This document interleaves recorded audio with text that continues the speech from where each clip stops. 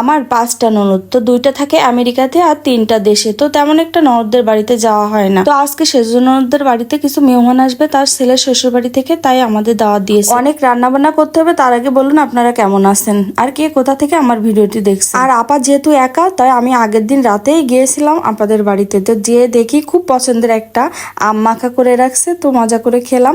তারপরে আপা দেখুন পিঠা বানাচ্ছে, আর আমি কিন্তু মানে এসে নামাজ পড়ে আমি কিন্তু পায়েস রান্না করতে বসেছি।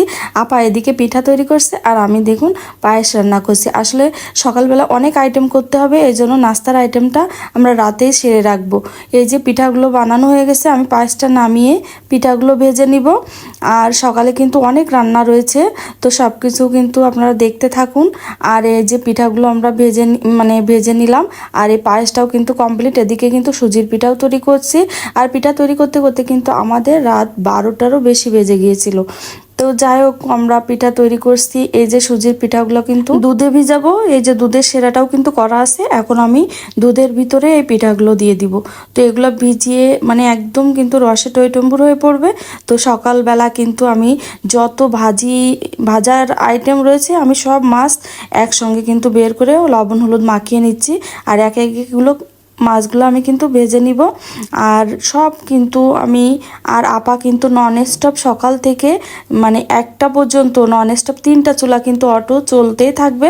এই যে ডিমের কোরমা করব, তার জন্য ডিমগুলোও কিন্তু ভেজে নিচ্ছি। আর বললাম না, অটো কিন্তু 3টা চুলা নন স্টপ চলতেই আছে। এই যে গরুর মাংস রান্না করব, চীনা হাঁসের মাংস, এদিকে মুড়িঘণ্ট রান্না করব, মাছের মাথা ভেজে নিয়েছি। আর সব কিন্তু ভাজার কাজ শেষ।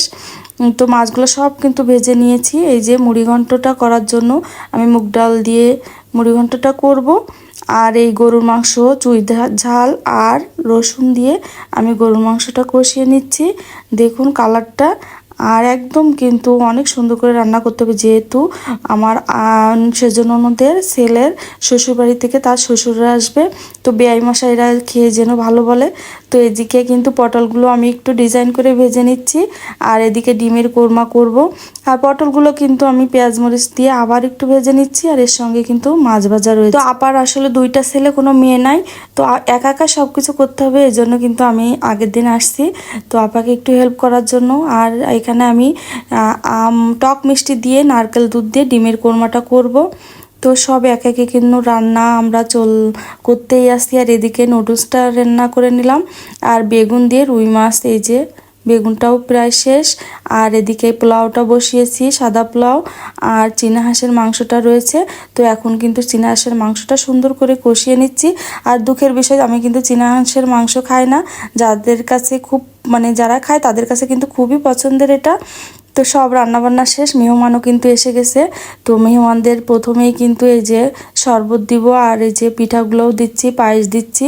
আর দুঃখের বিষয়, পিঠাটা কিন্তু পুলি পিঠাটা দিতে ভুলে গিয়েছিলাম, যেহেতু মেহমানরা কিন্তু নামাজ পড়তে যাবে, তাড়াহুড়া করে নাস্তাটা করে নামাজ পড়তে গেছে। বন্ধুরা কি কি রান্না করলাম এক নজরে চলুন দেখে আসি। এই যে সাদা পোলাও, চীনা হাঁসের মাংস, মুড়িঘণ্ট, এই যে পটল ভাজি, মাছ ভাজি, তারপরে রুই মাছ ভুনা, তারপরে দেশি মুরগি, গরুর মাংস, বেগুন দিয়ে রুই মাছ, আর এদিকে ডিমের কোরমা। এই যে সব কিছু, আর সজীবও কিন্তু আসছে। আর সব কিছু কমপ্লিট। এখন কিন্তু এই যে সাজু শ্বশুরবাড়ি থেকে লোক আসবে, আর আপাদের পুরানো ঘর এটা, আর নতুন ঘর কিন্তু এখনো কমপ্লিট হয়নি। তো মেহমানরা কিন্তু নামাজ পড়ে খেতে বসছে, আর আমি এদিকে কিন্তু সব কিছু বেড়ে দিচ্ছি, যেহেতু আপাই একা, আপাও অন্য কাজ করছে। আর এদিকে আমি সব একে একে কিন্তু তরকারিগুলো অন্য বাটিতে সব কিছু বেড়ে দিচ্ছিলাম। এখানে দই আছে। আর সব খাওয়া দাওয়ার পরে কিন্তু নাস্তা আবার কিন্তু ফল, আর বিয়াই মশাইরা অনেক মিষ্টি নিয়ে আসছে। তো মিষ্টি, তরমুজ, তারপরে আরো আইটেম পিঠাটা দিতে বাকি ছিল, ওটাও দিয়েছি। বন্ধুরা, আমার আজকের ভিডিওটি আপনাদের কাছে কেমন লেগেছে কমেন্টে কিন্তু অবশ্যই জানাবেন। ভালো লাগলে একটা লাইক দিবেন, আর ইউটিউব থেকে দেখলে সাবস্ক্রাইব করতে ভুলবেন না। দেখা হবে নেক্সট ভিডিওতে। আল্লাহ হাফেজ, আসসালামু আলাইকুম।